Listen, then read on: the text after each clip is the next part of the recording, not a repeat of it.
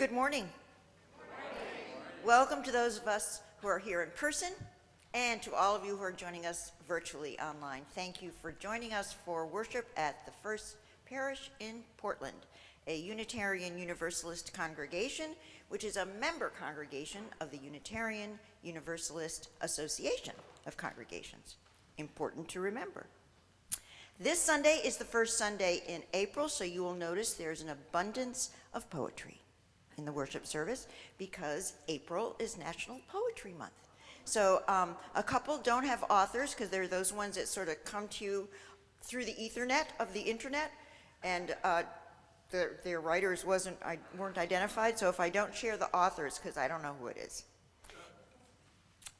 We are extending a warm welcome to everyone who's visiting here today for the first time in the meeting house or virtually online. Lori, raise your hand. Are you in the building? Maybe she's back there. Our membership coordinator, Lori Hastings, is here, and she will give you any information you need about being a member, about the congregation itself, and, oh, she's still not there. But you can find her at membership at firstparishinportland.org via email, or you can find her through the church telephone or here if you come in person. I want to make sure that you all know that no matter who you are, no matter what your gender identity, no matter what your sexual orientation, your cultural background, your religious background, our aim is to create an inclusive space here in this meeting house and online so that you feel like a place has been made here just for you to enjoy this 1 hour, to enjoy the community, to feel that this is a place where you can belong. Part of doing that is acknowledging our land acknowledgement. So every week we remember that the land that this building sits on, the pews, the places where we work and live and play, were ancestral homes of our indigenous tribes of the Wabanaki Alliance and the Wabanaki Federation. So we think about their history, about our connection to their history, our participation in the genocide that stole their lands and made their sovereignty disappear. And we work really hard to correct those wrongs, to right those relationships, and do what we can to support the work of the Federation now through our Wabanaki Alliance. And there'll be a meeting after this service if you would like to know more about what the Alliance is doing right now to support the bills that are in legislation and other things that we can do to support the Federation. I think I have 3 announcements. First, you might have noticed that John Powell has not been here. He had to resign from his interim music director position because of some serious illnesses, health issues. So he has not been here, and Richard stepped up along with Brenda and Dina to sort of do the work of the choir. So please give them a round of applause for stepping up. And it's interesting that today's service is about urgent versus important, and so there was a sense of urgency there. And we are managing that with our full attention. And so I hope that you will support the choir and Richard's efforts. And part of that is we can now sing with our masks on. Yay! So Richard will be leading you in some of the hymns and the pieces that you can join in on. The COVID team met last week, and we decided that there's no longer any limits to how many people can be here. We can socially distance using the balcony. We will be reminding you about being in every other pew. I can see a couple people that snuck in, and just, we're going to be in pods in our pews and then put one pew in between each of us. And you can sort of stagger them, like this one, this one, that one. So yeah, there you go. Look at that. What a team. Okay, but we will keep our masks on in the meeting house until there's some sort of great global announcement that we don't need them anymore. And that's for protecting ourselves and the people around us, especially our youngest participants. I think that's it for announcements. And I want to affirm that we are always welcoming to our children. It's hard to put a smile on under those masks. You have to twinkle up your eyes a little bit so that all of our wee ones know that their chortles, their movements, their expressions of delight and not are welcome, because they are the future of this congregation. And making them feel welcome and that they have a place to belong is probably one of our most important things. So let me look at you'll also notice I'm not wearing my glasses. I lock them in my office. So if I'm doing this morning, you'll notice because my glasses are upstairs. Just, one of those minor urgent versus important things.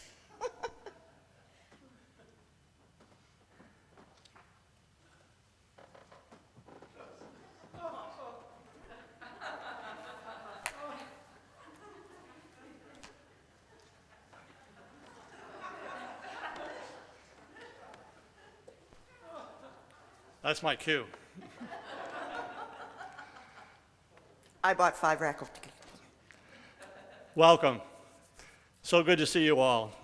Isn't it grand to be back in this church again?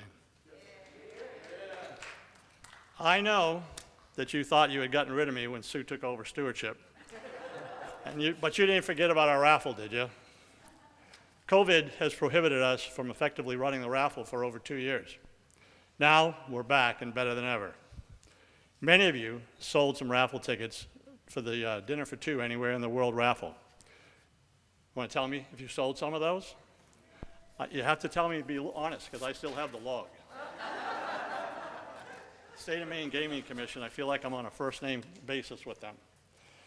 109 of you sold 1,745 tickets, and we made $28,325. Just think what you can do if each one of you sells 10 tickets. That's our goal. We could add $330,000 to our depleted bank account and provide some much-needed stress relief for Claire. Elaine stepped up and took the first 25 tickets, and old friends Chris and Ellie Spey already bought 10. Let's talk about some of the more memorable moments from our first raffle. I like to think I can convey my message clearly. But the day that I announced the raffle in church, Susan Payne came up to me right after the presentation and asked if it was a hoax. How am I supposed to answer that when someone as professional as Susan asks a question like that? I knew I was in trouble. I was hoping she would be here, so we want her approval to get going again this time. Now, some of you tell me that you can't sell raffle tickets. Anyone can, you just have to try. And I have proof. Tom Rogers had the best line. When I asked him if he would sell 10 tickets, he replied, "I can't sell them." And I looked at him and he goes, "I don't have any friends." While that may be understandable, it's hard to beat up on a guy who has no friends. Actually, he came back the following week and sold a bunch of tickets for us. Maybe he sold them to Leslie, I don't know. Tom, we gave you 2 years to make some new friends, so we hope you can sell some for us. Then we have Richard Burbank, and I know he's here. Richard came right to the table the first day and picked up 30 tickets. The week before the drawing, he came and told me he couldn't sell them all. And I said, all right. So I told him, give me the unsold tickets. I'll redistribute them to some of the others who could help. He hadn't sold any. So we made a deal. He kept 10, but turned in 20 back to me. Then on the morning of the drawing, now this is 3 months after the tickets, right? He's outside on the stairs at City Hall selling tickets. And he brought them in just before the drawing. And I had to delay the drawing just to get those tickets recorded in there. So here's my question for you. Richard, sell your tickets now so you can avoid any new strains of COVID. And how about our grand prize winners? Bob Fisk and Leslie Pohl. Elaine asked me if they would be willing to speak in church about their trip. I had to say no. They haven't gone yet. So this year's prize, grand prize, is going to have a use-by date on it. Our theme this year is create your own adventure. Think about that for a minute. It means the winner can choose what they want to do. Take a tropical vacation, take a ski trip, see a pro sports game, take a cruise, take a golf trip to Myrtle Beach, attend a concert with your favorite artist, purchase season tickets to PSO, go to a Broadway play, Gift cards, yes, this year we can give gift cards as long as they're not redeemable for cash. Stay at one of Maine's famous inns, go to Disney World. You get the idea. Use your imagination. When you're selling them, just ask someone what's on their bucket list, and we can provide them a way to get there. What is so unique about this raffle? If you win, you can decide what you want to do, where you want to go, and who you want to go with. Most importantly, you don't have to contribute any of your own money unless you want to participate in the raffle. Please stop by the raffle table in the Parish Hall any Sunday between now and June 26th and pick up your tickets, or if you prefer, let me know and we can mail them to you. Good choice for those of you still watching this service from home. Or you can pick them up from Hannah during her office hours. She's agreed to sell some for us. Okay? How can you help? Simple. Everyone needs to sell 10 tickets to help us reach our goal of $33,000. Say it with me. Everyone needs to sell 10 tickets. Everyone needs to sell 10 tickets or more. All right. Thank you. Let's have some fun.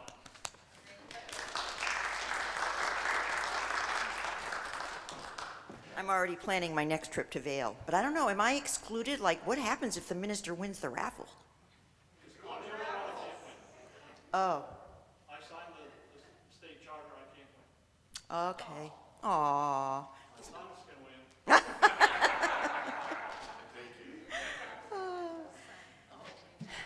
Take a moment, enjoy the choir and our prelude. It is Loving Kindness.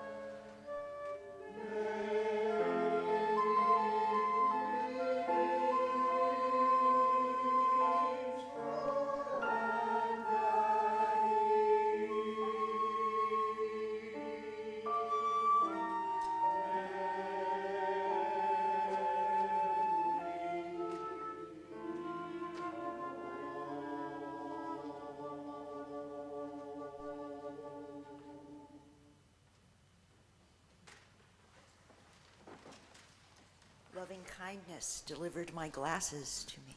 Thank you. This is one of those poems that did not have an author. What is it that gives you power? The power to make a change, to ask a question, to take a journey. What is it that says you have done well, that asks you to learn more, that brings you to stillness, that holds you up in hard times? It is relationship, the beating heart of human beings. Relationship, the beating heart of our faith, a covenantal faith. It begins when we share this hour, our truths, this air, our thoughts, our hearts. Truly, that is faith. And it is the holy place. And we're going to join you all. You may rise in body or spirit to sing with your masks on, when our heart is in a holy place. So this is in the teal hymnal, and we don't have enough teal hymnals. We might for the number of the people that are here. We should put them out. I think the choir has them all. Oh, But the chorus that we sing every verse, we have an extra. The chorus that we sing every verse is, when our heart is in a holy place, when our heart is in a holy place, we are blessed with love and amazing grace. When our heart is in a holy place. got that? Okay? When our heart is in a holy place,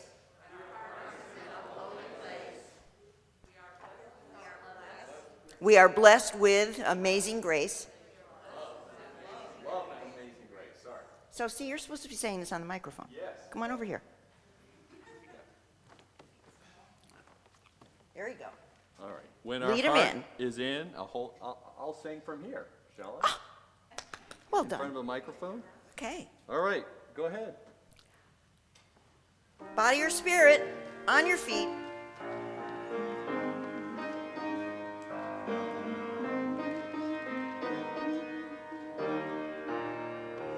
When our heart is in a holy place, when our heart is in a holy place, we are blessed with love and amazing grace.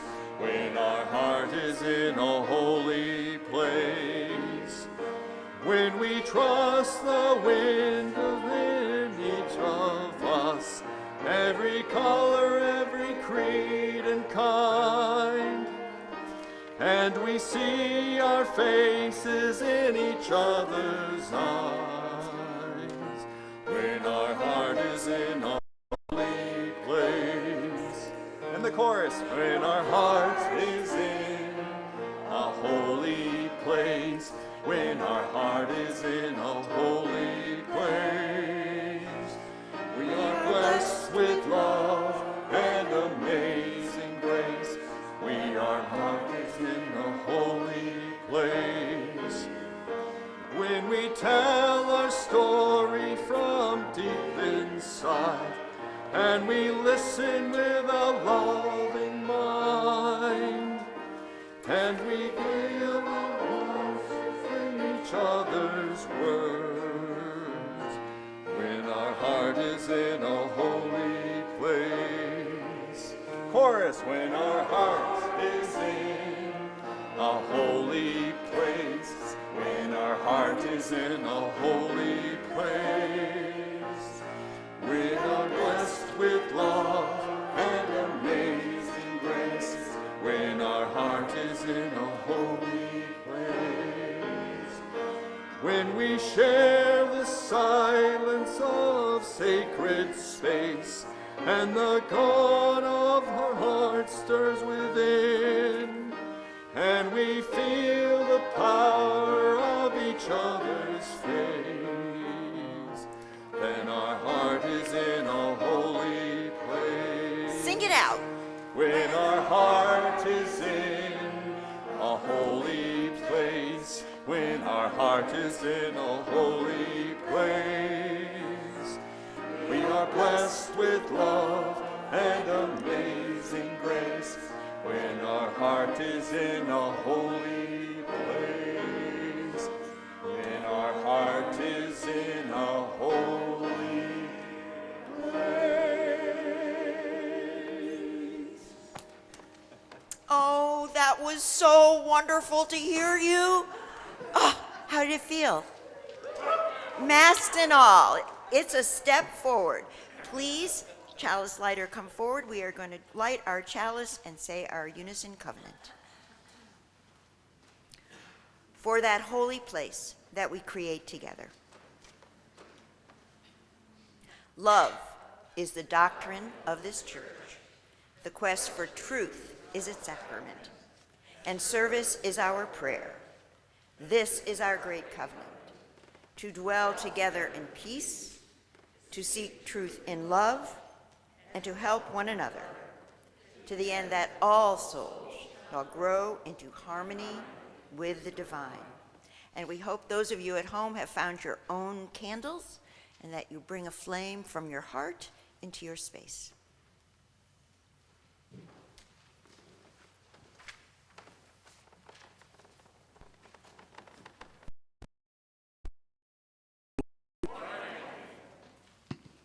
I think I'm gonna, yeah, thank you. That's anticlimactic.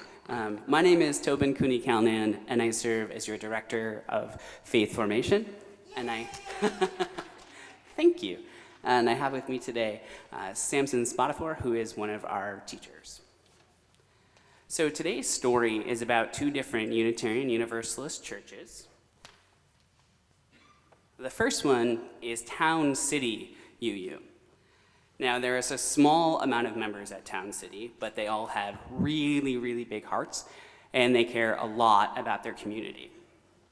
The other church that we're talking about is Citytown UU. They have lots of members with huge hearts who really, really care about helping their community and the world.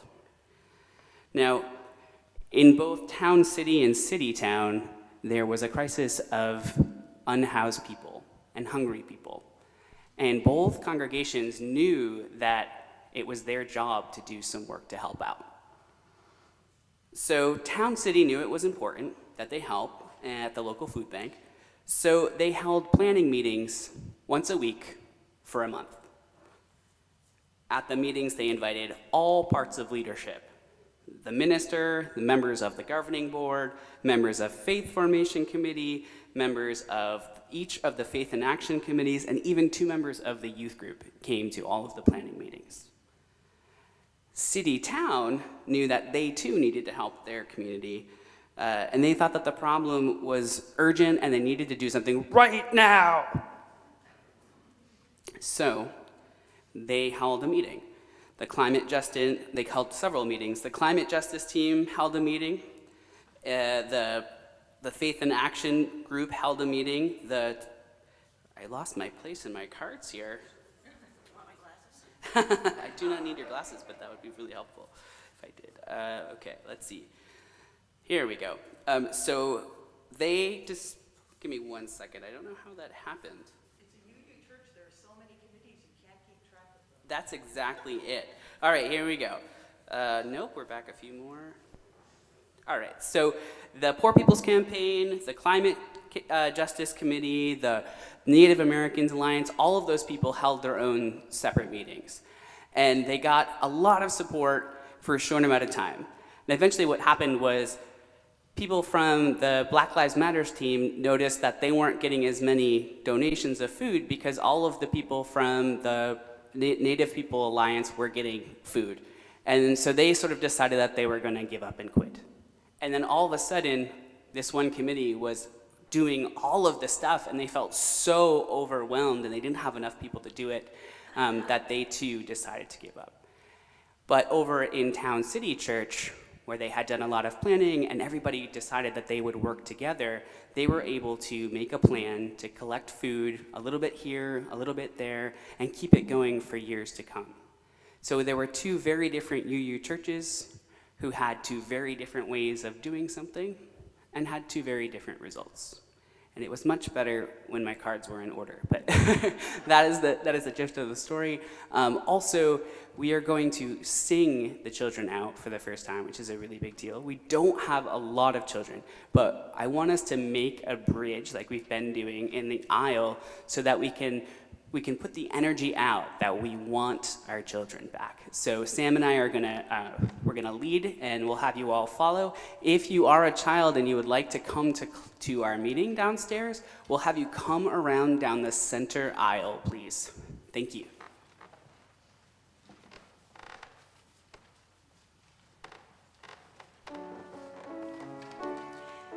You can sing this one too.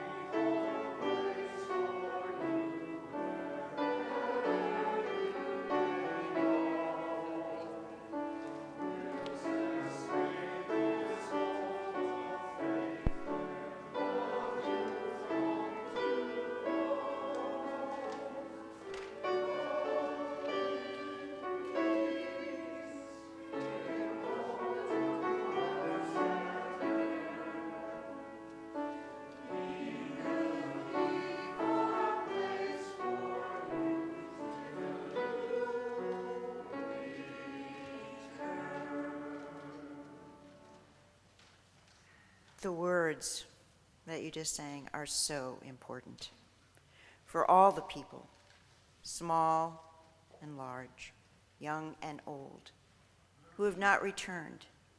May we keep a place for them until they return. As we enter into our time of meditation, I want to remind you that there are candles, and there are a lot lit on either side of the meeting house. And during any of the tunes during this meditation, you're welcome to get up and light a candle for something you're celebrating, for a joy, or for a sorrow, for a burden that is hard to carry on your own. This is our time where we open up our hearts and our minds to acknowledge the truths that swarm around us, that sometimes are hard to let in. Resilience comes from letting in the joy and the sorrow, so that our lives have balance, so our lives are honest, so our thoughts and hearts are filled with loving kindness. Please join me in a moment of silence, and I invite you to look at the candles. We may not know whose name they were lit in, but let us gaze upon them and hold whatever is necessary, the greatest good for all, as we quiet our hearts and our minds. Breathe. Simply breathe.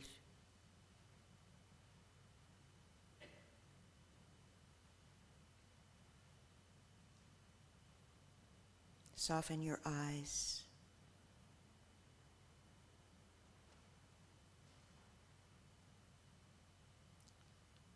Allow your shoulders to come down from your ears.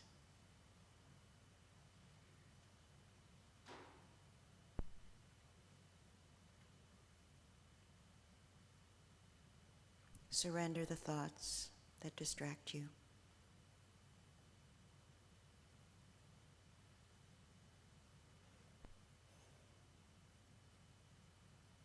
And simply allow yourself to be in this space now.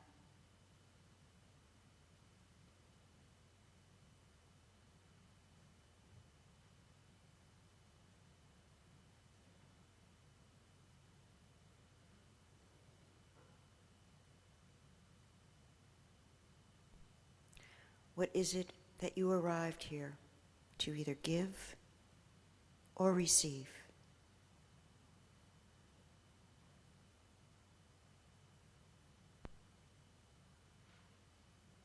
Whether in person or at home, listening, gazing, still, through a screen.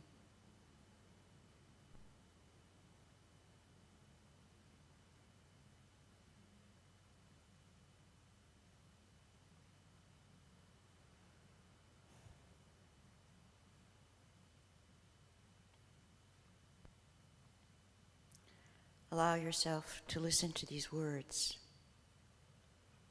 of kindness by Naomi Shahib Nye.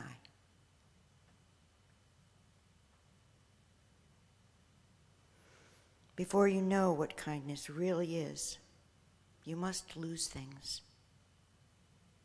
Feel your future dissolve in a moment, like salt in a weakened broth. What you held in your hand, what you counted on and carefully saved, all this must go, so you know how desolate a landscape can be. How you ride and ride between the regions of kindness, thinking the bus will never stop. The passengers eating maize and chicken, staring out the windows forever. Before you learn the tender gravity of kindness, you must travel where the Indian in a white poncho lies dead on the side of the road. You must see how this could have been you. How he too was someone who journeyed through the night with plans and a simple breath that kept him alive. Before you know kindness as the deepest thing inside, you must know sorrow as the other deepest thing. You must wake up with that sorrow. You must speak it till your voice catches the thread of all sorrows and you see the size of the cloth. That is only kindness, then, that makes sense. Kindness that ties your shoes and sends you out into the day to mail those letters or purchase bread. Only kindness that raises its head from the crowd of the world to say, "It is I you have been looking for," and then goes with you everywhere, like a shadow or a friend. Kindness becomes who you are.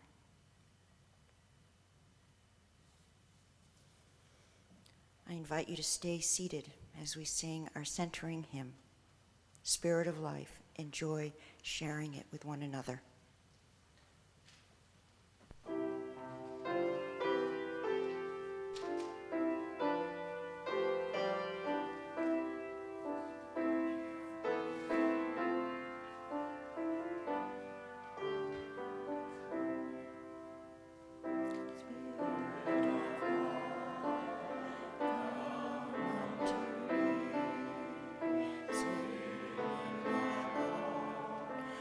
Stirrings of compassion, rise in the sea, move in the land, giving life the shape of justice. Raise what we call wings set me free.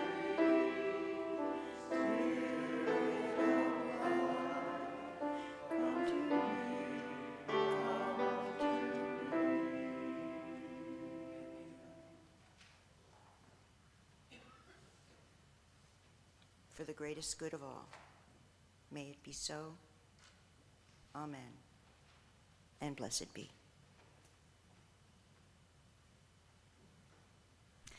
These words come from a poem called No Title Required, and they're by a Ukrainian poet Wisława Szymborski.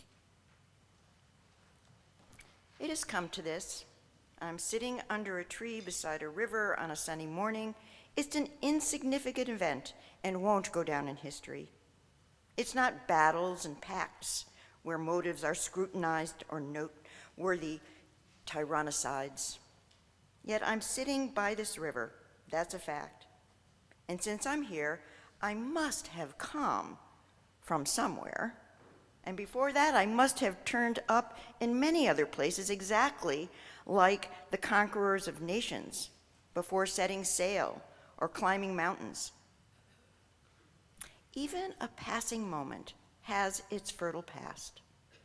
It's Friday before Saturday. It's May always before June. Its horizons are no less real than those that a marshal's field glasses must scan. This tree is a poplar that's been rooted here for years. The river is the Raba. It didn't spring up yesterday. The path leading through the bushes wasn't beaten down last week. The wind had to blow the clouds here before it could blow them away. And though nothing much is going on nearby, the world is no poorer in detail for that. It's just as grounded, just as definite as when migrating races held it captive for centuries. Conspiracies aren't the only things shrouded in silence. Retinues of reasons don't trail coronations alone. Anniversaries of revolutions or wars roll around year after year, but so do those small oval petals encircling the bay, sitting on the edge of the river. The tapestries of circumstance are intricate and dense. Ants stitching in grass, the grass sewn into the ground, the pattern of a wave being needled by a twig. War and peace. So it happens that I am and that I look. Above me, a white butterfly is fluttering through the air on wings that are its alone. And a shadow skims through my hands that is none other than itself, no one else's but its own. When I see such things, so simple, when I look around and notice the beauty, the perfection, I am no longer sure that what's important is more important than what is not.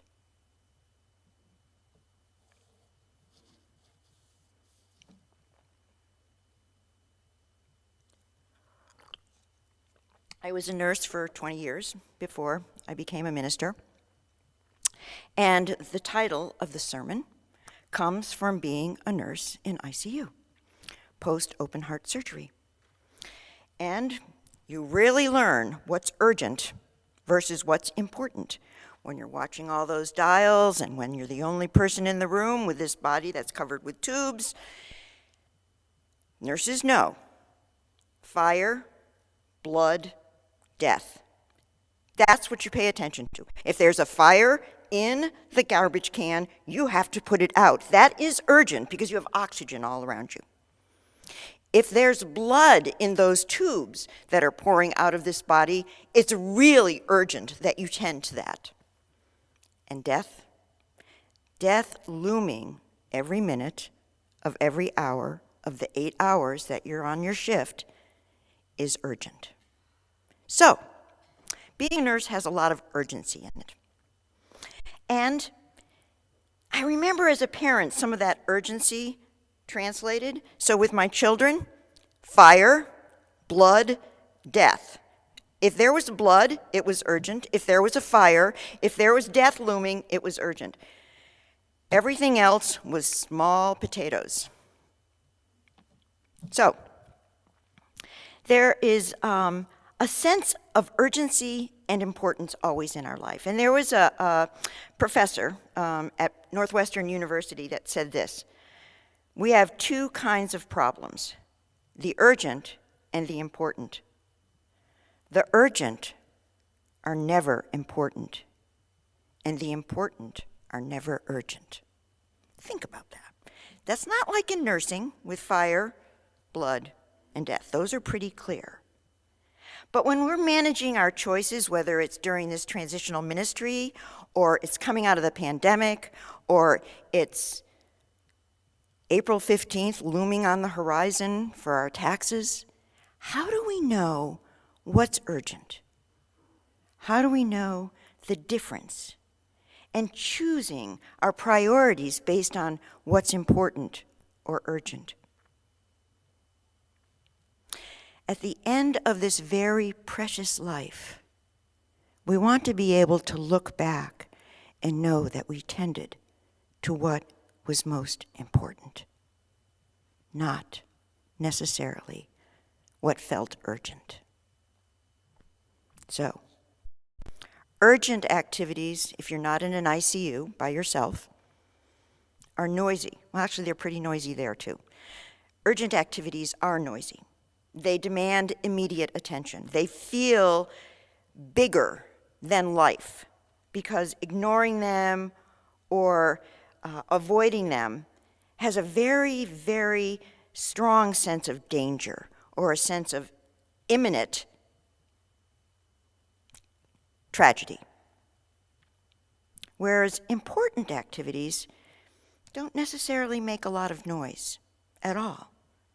And it's very easy to ignore them because they aren't shouting at us all the time, even though their outcome in our futures might actually be more consequential than that thing making all the noise. Think about that.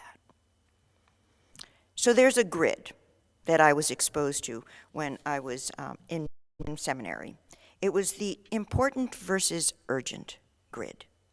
So, number one, the number ones in our life are important and urgent. Fire, blood, death. Okay? Some things are in both categories. Then we have the important but not urgent. Getting enough sleep, eating healthy, putting time into our relationships, putting aside savings for retirement or college tuition. Not very noisy, but very, very important. 3 is the urgent, not important. Speeding up at the yellow light at the traffic circle. Passing that really slow truck on Route 27. This one is my personal favorite. Making sure the house is spotlessly clean before I go on vacation. Feels so urgent. You know, the taxi is outside waiting to take you to the airport, but there's 3 dirty dishes in the sink. I don't want to come home to the dirty dishes. Feels very urgent. Then there are also those things that are not important and not urgent. Watching every episode of The Marvelous Mrs. Maisel. Or, what's that new one that begins with a B? It's about the Victorian... Bridgerton, that's it! See, you know. Not urgent, not important, but oh, so seductive and noisy. Yes. So, when we can distinguish truly in our hearts between urgent and important, then we can overcome our natural tendency to focus on the unimportant, urgent things. It's so satisfying sometimes to either binge the TV show or beat that yellow light and get through the red. Almost. No flashing lights behind you. There is a sense of satisfaction because Sometimes the urgent things take the least amount of energy, the least amount of self-awareness, and instant gratification. So, how do we switch from that responding to what feels urgent to doing what's important? It is a spiritual practice. It's something we have to practice intentionally. We have to think. It's a way to move from the firefighting position of our lives and grow into a more relaxed pace, more satisfying relationships, whether it be in business, in our personal life. So I want you to just think when I say these words, I want you to just, in your own mind, which side is it going on? Urgent, important. Emails. Child crying. This is a tricky one because sometimes when we approach a child who's crying, we have a sense of urgency. What do we pass on to them? Urgency. They cry louder, right? Whereas if we approach quietly, respond because it is urgent. But think about it in a calm way that this is important. This is important that I'm paying attention. Phone ringing. I've noticed there haven't been any in this meeting house since I've been here. This is very good. Angus is looking to make sure his is turned off. You're good. You're good.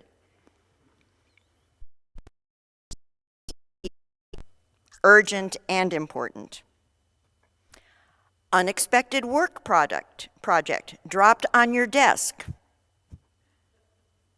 Yeah, I can see you thinking about that one. Family dinner time, 6 o'clock every night. Urgent, important. Grandchild or child's sporting event. Urgent, important. There's a really important dimension always to think about in terms of urgent versus important. And that is that it is our human tendency to avoid anything that's difficult. Yeah. We tend to avoid the word, and difficult has a specific definition. It's not lifting a heavier weight, like in the gym, or doing more sets of your push-ups. That is difficult, but it's the kind of difficult we take on with fervor. The kind of difficult that we avoid is the kind to thrive and survive in the world that's changing around us. It's the internal compass change. It's the long-term work. It's the work that has no guarantee of success. It's changing the power dynamics between genders. It's ending white supremacy culture and racism, or any of the biases and prejudice that leave some people out and keep some people at the top. It's the work of building a strong institution. It's the work of parenting. Probably one of the most essential places to know what's important versus what's urgent is as a parent. Because it's the long-term relationship that you're developing that's essential. And sometimes the quick fix, the urgent response, is not the one that sends the most loving message. We, in this culture, tend to want to solve problems with experts. That is so much easier than the spiritual, emotional growth that comes from process, inclusive conversations, collaborative efforts. How many people love to work on a committee? Really? Better than doing it by yourself? Really, these are the spiritually mature persons. Most of us would rather do it ourselves than have to listen to everyone else's ideas that we disagree with, and to sit through a long, interminable process about what we should do when I know exactly what we should do. Does anyone else ever feel like that? Am I all alone in that one? Oh, you should be up here. So, buildings needs something done. Not fire, not blood, not death, but building needs something done. So, experts say you need a new, efficient, and inspiring building that only takes money and a design. And most people will do that. We got this. We can go out and raise the money. We can put up a new building, no problem. But to do the changes that make an intergenerational space welcoming, that includes diversity of music and culture and economic appreciation. That is the hard work. And there's no guarantee of success. It's the kind of work that you have to engage in day after day, learning what you do well, learning where you've made mistakes, and pick it up and go at it again, with no guarantee that your RE program is going to fill up.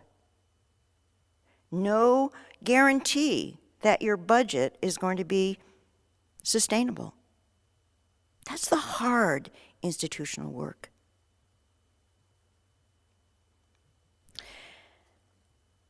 So, if we're looking, and we'll think about one thing that I've experienced in many different UU churches. And as an interim, this is one of the things that I always try to inspire change in, which is so difficult.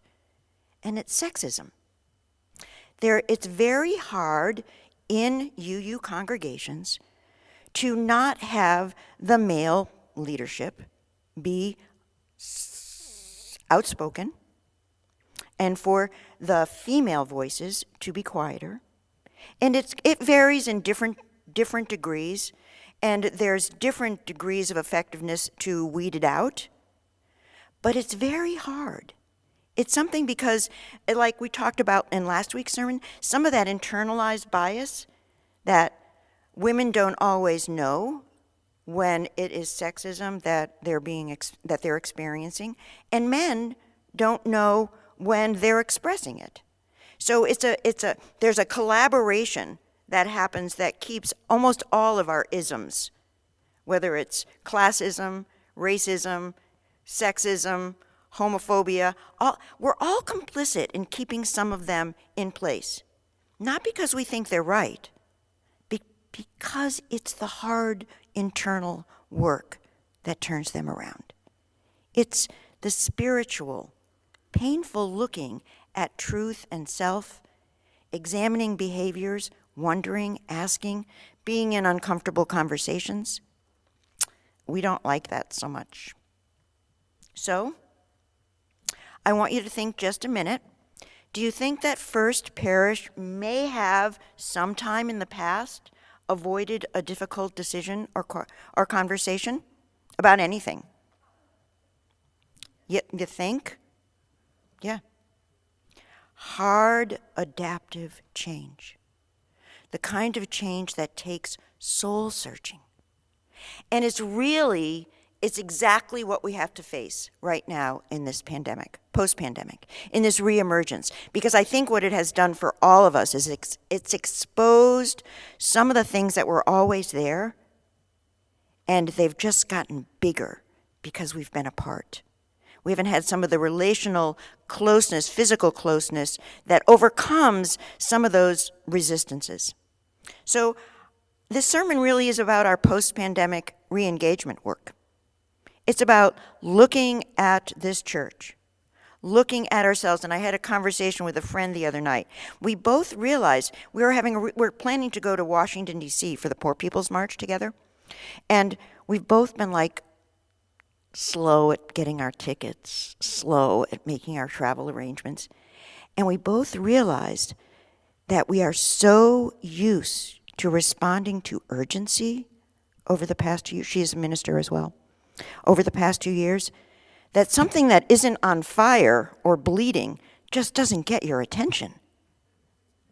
It's like our adrenaline is completely used up. So something that's like, oh, I really should do that, just feels exhausting. So I want you to take some time to check in with yourselves about your own levels of adrenaline. What has urgency done to you over the past 2 years? What do you have left to serve what's important? Can you feel and tell the difference?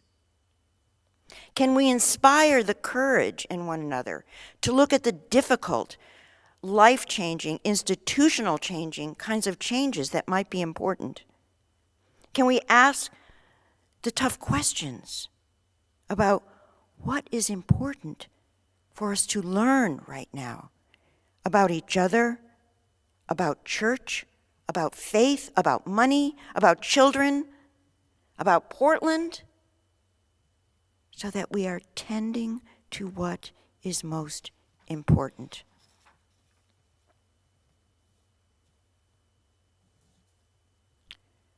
Antidotes for urgency. See if you can recognize some of them. Make realistic work plans based on lived experience. What have you been able to accomplish that was difficult? What has this church been able to accomplish when it tackled something that was difficult? Make a commitment to look at history and to learn from past experiences and history in your personal life and in moving forward. Time. Take the time to discuss, question, collaborate, and agree on what is most important.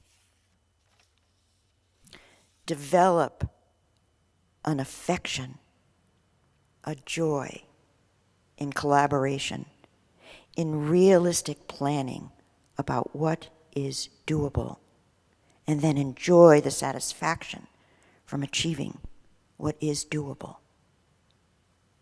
Notice when a sense of urgency comes up and when it's actually deflecting you from what is really important in the moment. A sense of urgency and anxiety can be a symptom that you're actually being faced with something that's a life-changing, important thing. Notice. In this room and online, there are sacred people. Every person on the screen and in this meeting house has magical properties. There are many things in our world that need our attention, that are important and must be done. And when we choose wisely, together, we have everything we need to make them happen. I tell you this, we, right now, this minute, post-pandemic, war in Ukraine, are doing the impossible. We are doing absolutely the impossible. We are teaching ourselves what it means to be human. We are facing the realities of the world that generations and centuries have created. And we are the ones now who get to choose. Urgent, important. Already we are stronger than we have ever been. We know more than we have ever known about our world. Listen. Listen carefully. We are making ready. We are making ready for the world that will be. May we choose wisely. So may it be.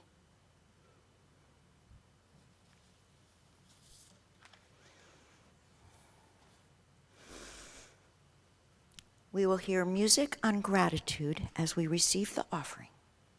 I invite our ushers to come forward and receive the offering. One gesture that is important, not urgent, but so very, very important. Your gifts are what create this community, whether it be time or treasure or talent. You are First Parish. All your gifts are appreciated. All of them are holy.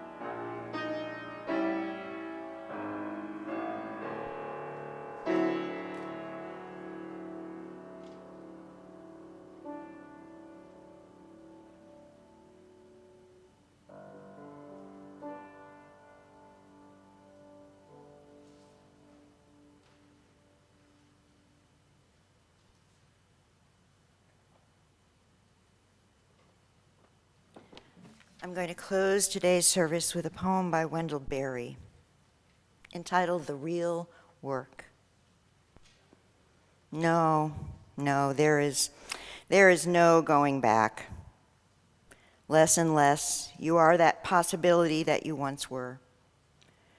More and more, you have become those lives and deaths that have belonged to you. You have become a sort of grave containing much that was and is no more. In time, beloved, then, now, and always. And so you have become a sort of tree standing over a grave. Now, more than ever, you can be generous towards this day, towards each day that comes, young, to disappear forever, and yet remain unaging in your mind. Every day now, every day, you have less reason not to give yourself away completely. That is the real work.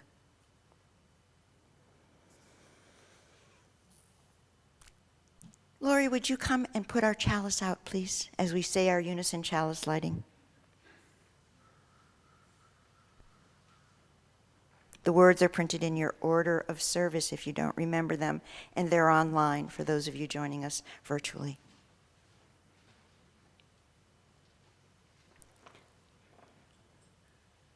We extinguish this flame, but not the light of truth, the warmth of community, or the fire of commitment. These we carry in our hearts until we are together again. Did I forget a hymn? Where was it? I know which one. Meditation on breathing. That will be perfect to do now. Richard, would you lead us? Yes. We will close with a meditation on breathing that will leave you in a place of centeredness for the rest of your day. And we're going to do it in a round, I think. Or 3 parts. 3 parts. 3 parts. So for all of you without a teal hymnal, we have a wonderfully easy and important part, which is breathe in, breathe out, breathe in, breathe out. It's important, and it's also urgent. And it's 2 beats. And we're going to do this sitting down since it is a meditation. I'm going to sit too. So it's 2 beats.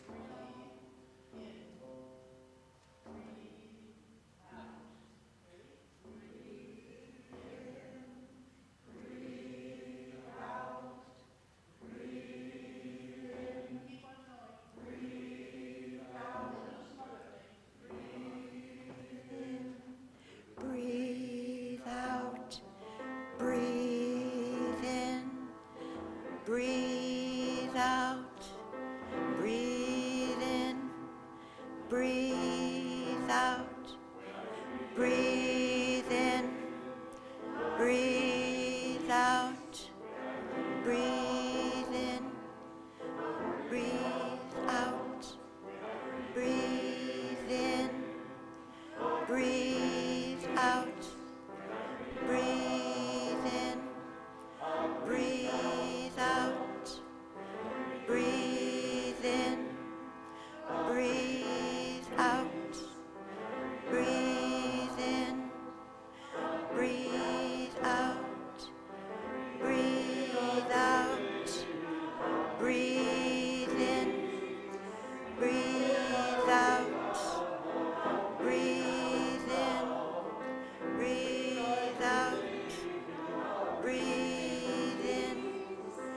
Breathe out. Breathe in. Breathe in. Breathe out. Breathe in. Breathe out. Breathe in. Breathe out. Breathe in. Breathe out. Breathe in. Breathe out. Breathe in. Breathe out. Breathe in.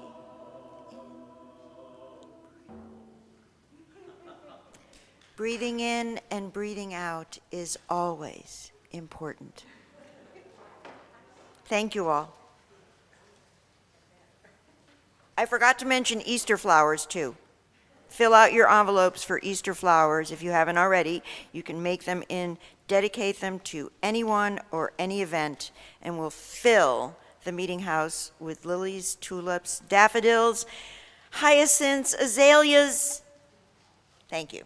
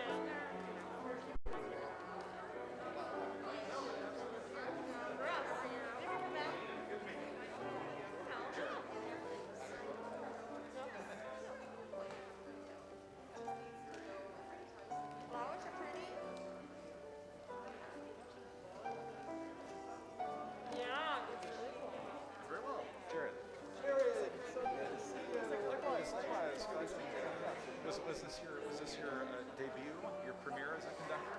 Yes. Okay, well, congratulations. I know how it. This was the service where it was announced that John was leaving, and